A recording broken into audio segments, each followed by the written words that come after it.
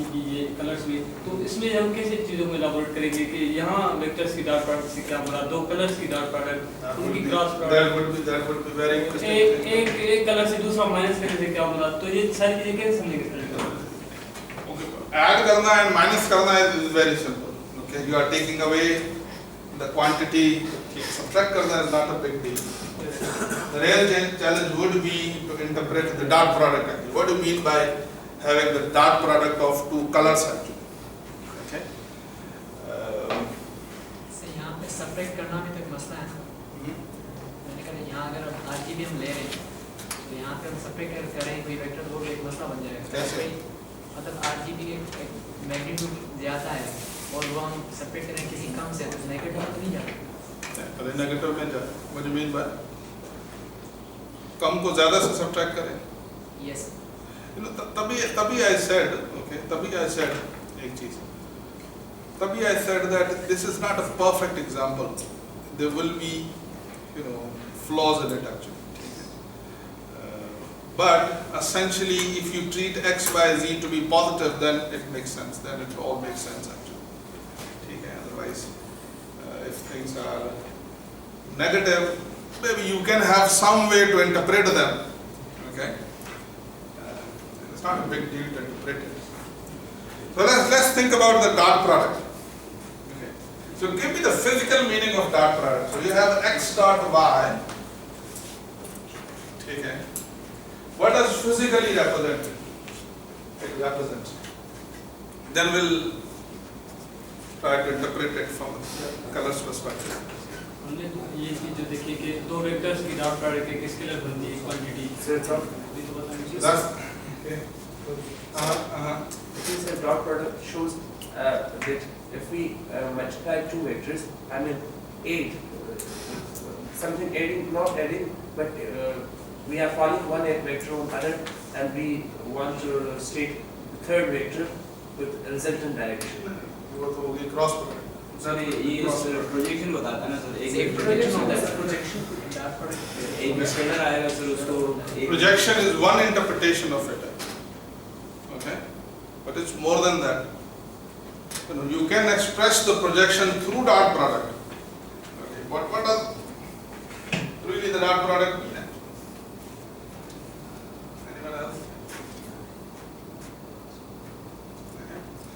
So dot product physically mean, roughly, intuitively, that if you have two vectors, in other words, you have two quantities, force and displacement, for example, okay, and you are taking dot product. So when you are taking the dot product of two vectors, basically what you are saying that how much of one vector is going in the direction of the other vector actually. That's what you want to say. How much of one vector is going in the direction of other. So in other words, if you take the dot product of force with the displacement, now you can interpret it that how much of displacement is happening in the direction of the force actually. So you are applying the force on a certain object, and displacement is happening. Maybe opposite maybe in the direction of the force or opposite to the direction of force. Maybe you are pulling a string that it's opposite to the direction of the force, and if you are pulling, for example, if you are kicking a ball, the displacement will occur in the direction of the force. Now, how much of the displacement is happening in the direction of the force, you can quantify it through the dot product.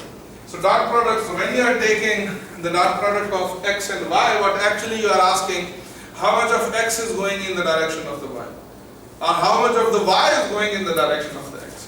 And now if you take the, see the picture, for example, if I say that, okay, I have these two vectors. So what are you going to say? They are fully going in the direction of each other actually. Okay? I'll get into this. And how about if you take this vector and this vector? Okay. In other words, how much of this vector is going? It's not fully going in the direction of this vector, but like this guy is moving towards the right, and this guy is also slightly moving towards the right, but upish. Okay. So it's going right up actually. Urdu में कहते हैं ना वो, what do you call it? जुनूब मगरिबी इलाके में. What do you mean by जुनूब मगरिबी इलाका? Which is kind of, which is kind of middle of the two things actually. Okay, so you say that, okay, how much of this vector is going in the direction? So this is going on right side roughly. It's interpreting something east, west, whatever you call it. And this is also going in somehow in the direction of the right as well. How much it is going, it depends on the angle. The more angle you have, the less angle you have, the more they are going together. Get it? The less angle you have, the more they are going together actually. Are you getting the point? And if you have this, what are you going to say? So they are not going in the direction of each other. So therefore, it tells you that they are not going in the direction of each other. Are you getting the point? So dot product always quantifies. So keep this interpretation in head. Okay? And that if you are taking physically dot product of two vectors, you are asking basically. Okay? So and now you can interpret, for example, any kind of physical quantity that you have learned defined through the dot product actually. Okay? Now you can interpret it very easily. How much of one quantity? So which are those quantities which are defined through dot product? Give me some quantities. For example, you have work, which is force dot product with the displacement actually. And how you're gonna represent it? That work is basically that how much of displacement is being done in the direction of the force applied actually. Okay? Okay? Any other formula you remember involving dot product? So momentum is the dot product of force and velocity. Is it? No, sir. I think Mass and velocity. mass and velocity. Well, mass is constant, so it's just a vector depending on the velocity. So if you have a force or something that is flowing through a cross section, okay, and you in that cross section you fix a direction, for example, and you see how much of flow is happening in the direction, in this direction actually. There's lots of directions going on, but how much of flux is happening in this particular direction of my choice? So what you need to do, take the flux and dot product with that direction. So you're going to get flux in the direction of the vector actually. Okay? So dot product essentially tells you that how much of x is going. Now think about it from the colors perspective actually. What's your intuition? What do you think about that? What is going to mean? Color, because you don't have directions here, so you can't talk about directions. Color is scalar. Color is scalar. I'm treating color as a vector actually. Okay, that you are making out of three basic colors, X, Y, and Z. These are the quantities of the red colors actually. X, Y, and Z are not the red colors. The red color is a color actually. Okay? X, Y, Z are X1, X2, X3 are a big quantity. What do you think that? So roughly the interpretation in the color sense is going to be that, how much of the similarity is there between two colors actually. Because think about it. If you are thinking about that how much of this vector is going in the direction of this vector, okay, what you are asking that how much they are similar to each other roughly. Okay. Are you getting the point? Okay. So you can interpret it, dot product of two colors as that, okay, how much of one color is similar to other color actually. Okay. Are you getting the point? Anyway. So that, and how do you compute the dot product of two vectors? So I hope that you remember that you take the sum from I equal to 1 to 3 and xi and yi. So if x and y has n components, you're going to have I from 1 to n. Nothing else. Is it making sense? Okay. Cross product is something for you to think. What would be the meaning of taking the cross product of two vectors, color vectors, and two colors? That would be something very interesting. So it should produce a third color. What do you mean by having a? Anyway, so that's something for you. So I did the easy part, you do the difficult part.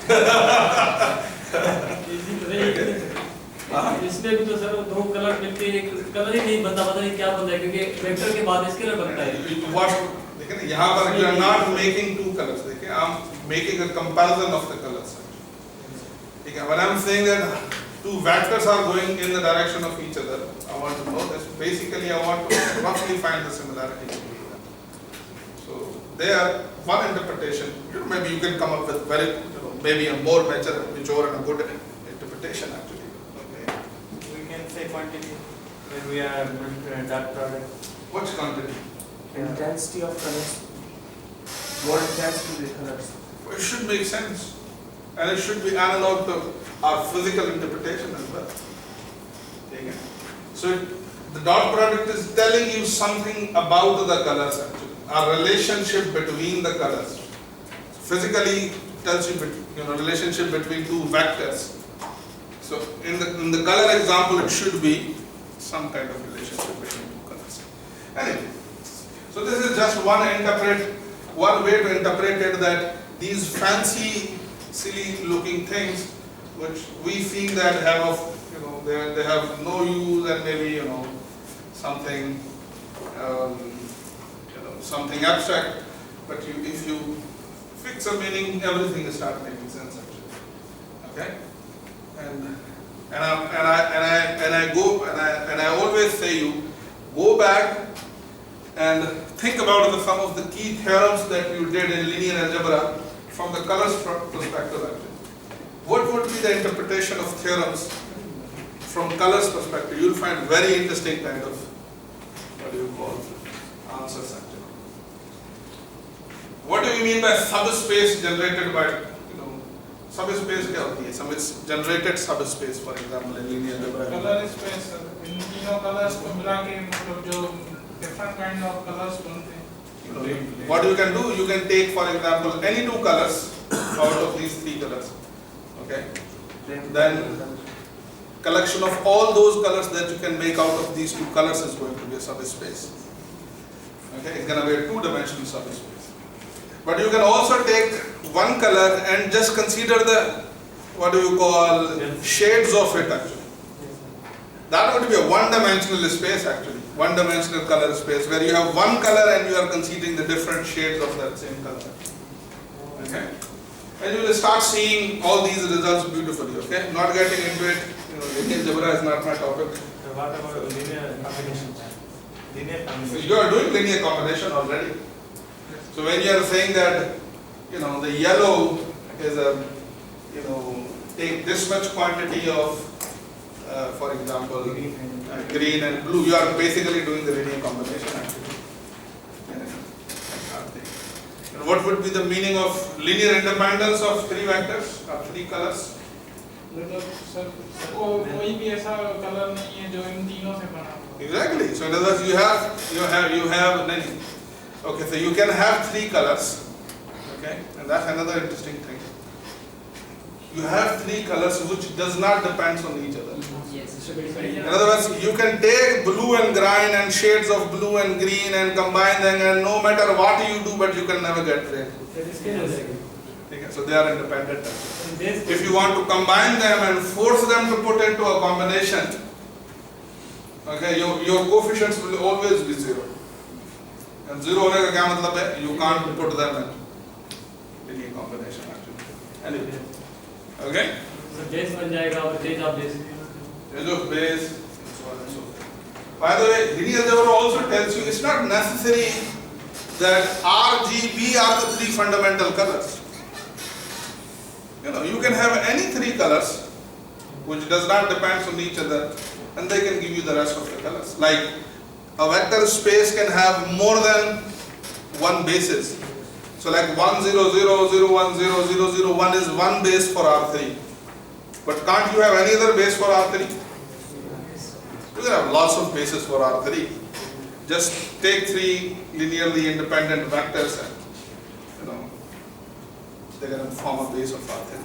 ऐसा भी कह सकते हैं red green blue जो है वो linear independent vectors और उनका हर डिफरेंट शेड जो है वो भी आपस में लीनियर इंडिपेंडेंट वो तो डिपेंडेंट होगा पक्का, जो शेड्स हैं अगर उनके हर एक अलग shade yes shades could be linear. You have to be careful what you are saying actually. ठीक है? So zero vector, so you have already, so what would be the interpretation of x adding into the zero vector? It's taking any color and adding no color. Adding no color into it. Black Or black into it. Colour किसी colour को sir अंधेरे में ले आए नजर नहीं आएगा वो भी अंधेरा होता है चेंज आ जाएगी अंधेरा नहीं होगा, वो वही होगा वही होगा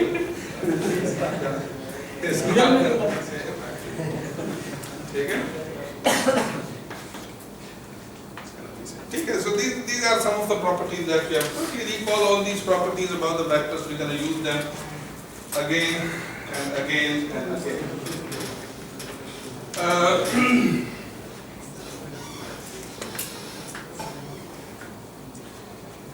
I would highly encourage you to read the contents from the books.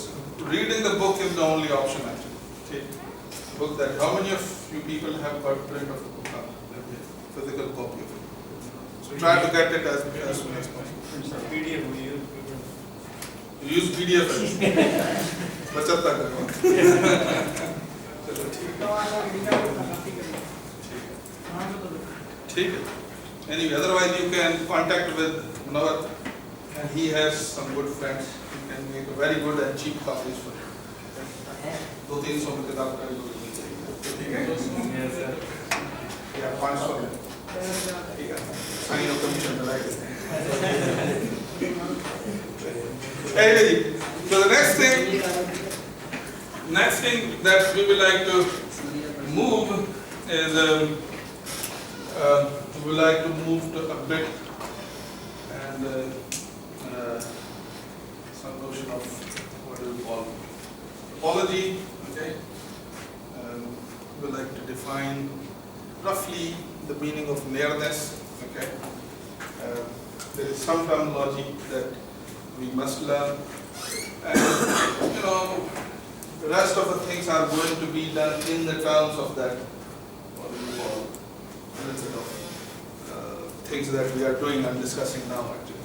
Okay. Sir जी.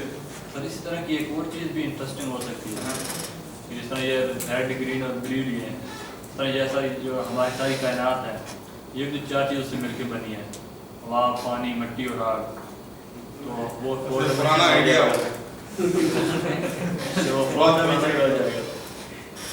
अब तो वो कहते हैं स्ट्रिंग्स से बनी हुई है सब कुछ है. Modern fiction ही है. It's not fact actually. But modern facts is that everything, the fundamental to everything is field. जैसे हमने की थी ना बात vector field and scalar field. So the fields are the fundamentals actually. Okay. Look at it.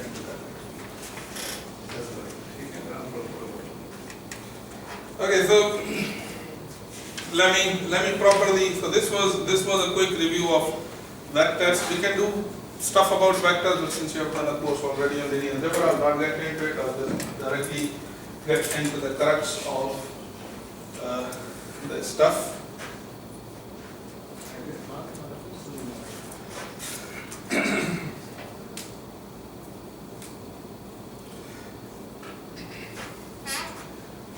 For this section, we'll do some of the topology. Topology is a very interesting course, okay, that you're going to do in the next semester. And I always say from next semester the mathematics will start. From next semester mathematics will start. Okay? Because you're going to see real analysis and topology. So what you are doing is maths. Maths is inverted commas. Okay? Because these are the things that engineers do even better than us actually. Okay? This is not only our territory. Multivariable calculus, linear algebra, computer scientists, engineers, they do very well than us actually. They know how to apply this stuff actually. Okay? So from the next term, when you're going to do real analysis, when you're going to do topology, okay, you will start doing maths. Okay? You can say, "Ab tak kya kar rahe ho?" So it's not difficult, it's fun. It's really fun actually. Okay? It's really what do you call one of the fun subject which simply says that somebody popular baat kehta hai, a topologist is a man who doesn't know the difference between a donut and a teacup. Okay? For him, a triangle and a square and a rectangle, okay, are the same. Okay? For him, a pyramid and a sphere and a box, three-dimensional box, are the same. Okay? आज पहली class लेके बड़ा मजा आया किसकी? Topology की So you started doing it already. Okay. So what did you learn in your first class? सारी बातें ऊपर से You know, all things are what you call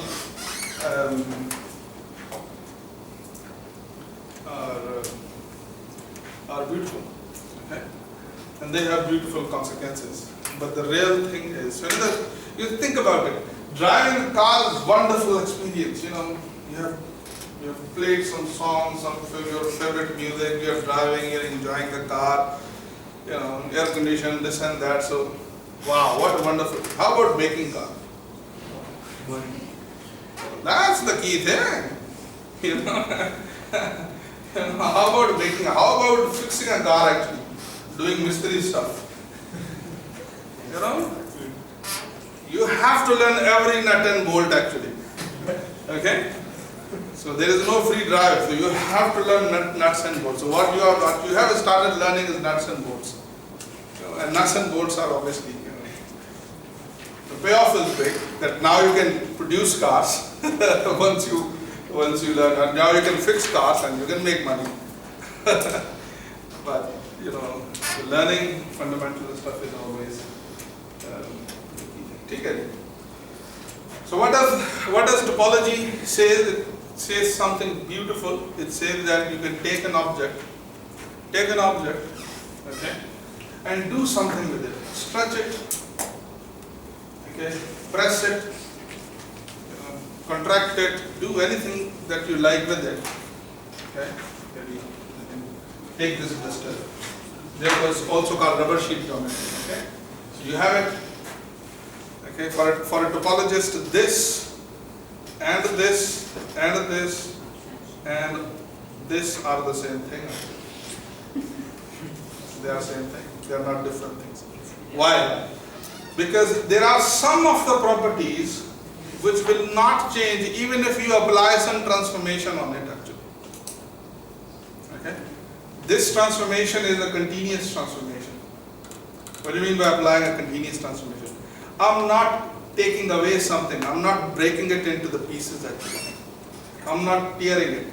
So when you are not tearing it and doing something with it, whether you stretch it or compress it or press it, do whatever you want, okay? This space and this pressed space have a lot of properties which are not changed when you are changing the shape of the space, through a continuous transformation. Very getting the point. And topology is a study of those properties. Okay, what are the properties when I'll take a space, logical space, okay, and I apply a continuous transformation on it? What would be the properties which are not going to change? Okay. And in last discussion I told you there is one fundamental thing which is not changing when you are applying the continuous transformation, that is nearness actually. The two things which are near to each other, okay, I can take 2 points, I take 2 points on this space which are near to each other, and I stretch it, okay, apply continuous time, they would be still near actually as compared to other points. Okay, maybe the distance is changed, but they are still near. Are you getting the point? Nearness is preserved. Continuous transformations allow you to preserve the nearness. So what in the next discussion we're going to do is that we're going to talk about some of the sufficient things that we need to define the notion of the nearness. Okay? Not going to be too much. We're going to do topology there. Okay? But we'll use some of the properties. And these would be necessary to define continuity and the rest of the things actually. ठीक है जी? Okay, so for this section, I'm gonna talk things about in Rn. Okay, always. And whenever I have to represent an abstract point in Rn, I'm gonna use this x1, x2, xn. So that's an abstract and arbitrary point, or you can treat it as vector as well. In Rn, though there is a difference between both. Okay, roughly. Okay, that's an abstract vector in Rn. Okay. By abstract, what do you mean by abstract vector? Means any vector. Any vector. Okay. And I'm going to use A as a fixed vector. So this is a fixed vector actually. Okay, so I'm going to take a point, so whenever I have to fix something, I'll denote it by A. Okay? And the components of A are going to be A1, A2, An. Okay?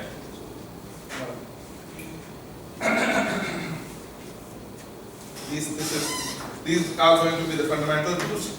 Let me define next. By the way, okay, let me ask from you. What is the magnitude of the vector actually? What's the magnitude of the vector?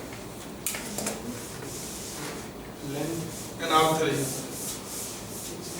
So imagine you have a vector x which is x, y, z. So what would be its magnitude?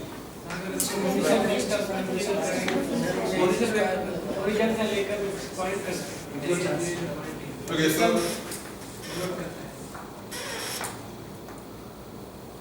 so you have this point. By the way, you have to keep in view that's representing a point, and that's roughly what is called the position vector pointing towards this point. Okay? In three-dimensional space. Okay? But what does magnitude represent? Distance of point from the origin. And how do you compute that distance? I'm going to denote it by the norm of x, or the magnitude of x. And it's going to be square root of x squared plus y squared plus z squared. And here is the question, why? Because our magnitude is positive. So, Distance is positive.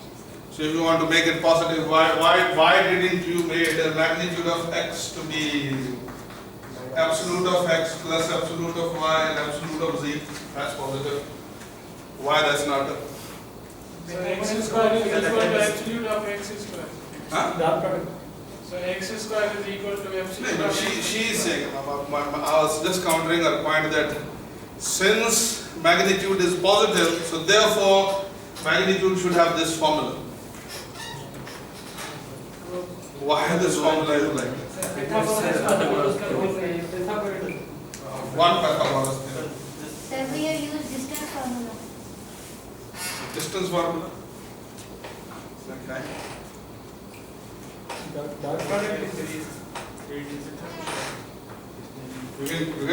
You can interpret it as dot product as well.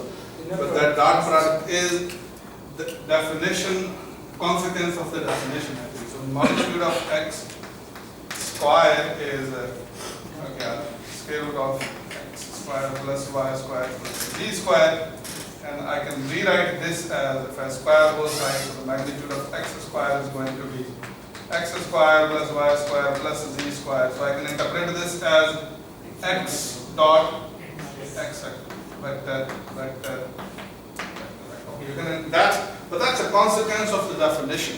But the question is, why you have such a definition actually? So here's the thing, okay? Something that Asad pointed out, I don't know what is in his mind actually, when he said to use the Pythagorean theorem actually. Okay? So what you need, in order to construct this vector, what you need to do? You have to take the x copies of